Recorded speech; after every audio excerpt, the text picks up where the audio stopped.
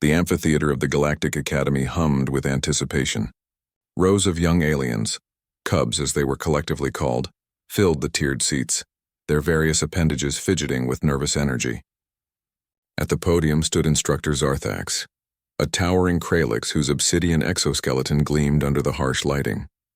His four eyes swept across the assembly with predatory satisfaction. "Today," Zarthax announced, his voice resonating through the chamber like grinding stone, "we discuss the fundamental law of civilization, why cubs obey the apex." Lena, a small Valorian with silvery fur and wide amber eyes, sat in the third row beside her companion Tavi. Tavi was a Quillen, his cobalt scales catching the light as he shifted uncomfortably. Both were first-cycle students, barely past their hatching seasons, and this mandatory lecture on hierarchical submission had been the subject of anxious whispers for weeks. "The apex predator," Zarthax continued, his mandibles clicking with emphasis, "represents order, strength, survival. Throughout galactic history, species have thrived by recognizing their betters and submitting to natural hierarchy." He displayed a hologram showing various alien species bowing before larger, more fearsome creatures. "Resistance is chaos. Obedience is evolution." Lena's ears flattened against her skull. Something about the lecture felt wrong, though she couldn't articulate why. Beside her, Tavi's tail coiled tight around his seat's base. "The Kralix," Zarthax said, gesturing to himself with barely concealed pride, "are apex.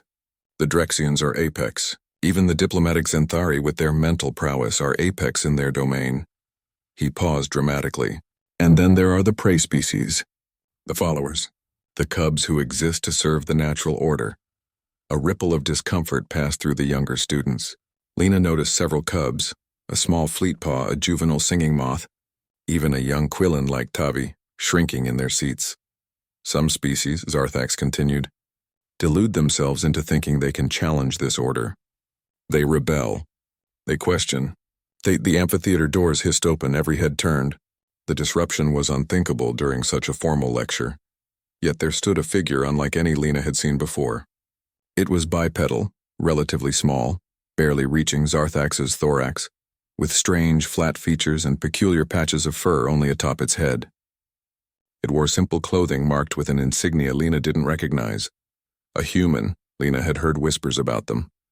The newest species to join the galactic community, quarantined to remote sectors because the apex species deemed them complicated. "You must be lost. Mammal," Zarthax said, his tone dripping with condescension.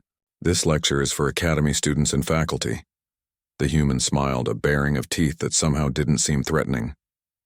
"Dr. Sarah Chen, Xenopsychology," she said, her voice carrying easily through the chamber despite its softness. "I was invited to observe. Your dean approved it." Zarthax's mandibles twitched with irritation, but he couldn't dismiss her without checking. After a tense moment of silent communication with his datapad, he gestured curtly to an empty seat in the back. "Don't interrupt." Dr. Chen didn't sit. Instead, she walked down the aisle with leisurely confidence, stopping near where Lena and Tavi sat. She leaned against the railing, facing Zarthax with calm curiosity. "Please," she said, "continue. I'm fascinated by your perspective on obedience." The instructor's four eyes narrowed, but he resumed. "As I was explaining, the natural order demands that cubs recognize their place. Fear is the teacher, dominance is the curriculum." "Interesting," Dr. Chen interrupted gently. "On Earth, that's my homeworld, we discovered something curious. Do you know what happens when you corner a rat?" Zarthax's exoskeleton plates shifted with annoyance. "Prey freezes. Prey submits." "Sometimes," the human agreed. "But push a rat hard enough, corner it completely, and it attacks. Not because it thinks it can win, but because submission means death anyway. We called it cornered rat syndrome." She looked around at the cubs, her expression softening. "Turns out every species has a breaking point where obedience stops being survival strategy. Primitive savagery," Zarthax spat. "That is not civilization." "Maybe," Dr. Chen said, pushing off from the railing. She walked toward the podium and Lena noticed something extraordinary. Zarthax took a step back. "But here's what's really interesting. Humans aren't apex predators. We're not the strongest, fastest, or most heavily armed species. We're persistently successful pack hunters with delusions of grandeur and really good endurance." She stopped a few feet from Zarthax, tilting her head. Want to know what we teach our young? Before he could respond, she turned to face the cubs. We teach them that hierarchies are tools, not laws. That respect is earned, not demanded. That size and strength matter far less than cooperation and innovation. Her gaze swept across the amphitheater, and Lena felt something kindle in her chest. We teach them that prey is just a species that hasn't organized yet. Heresy, Zarthax hissed. You spread chaos among... I'm spreading options, Dr. Chen interrupted, her voice suddenly hard as steel. You're teaching these kids to submit. I'm teaching them to think. The amphitheater erupted, not in violence but in questions. Cubs who had been silent suddenly found their voices, asking about humans, about Earth, about species that thrived without apex predators.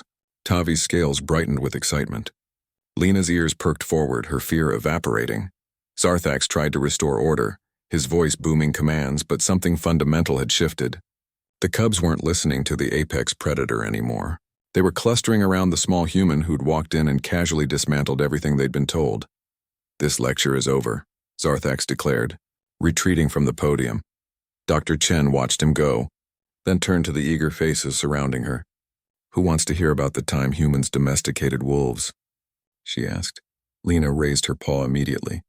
Beside her, Tavi was already taking notes. Around the amphitheater, dozens of other cubs pressed closer, no longer afraid. The lecture had indeed been about why cubs obey the apex. But the human had taught them something entirely different. Sometimes, the apex only exists because no one's questioned it yet. And questioning, Lena realized with growing excitement, might be the most powerful survival trait of all.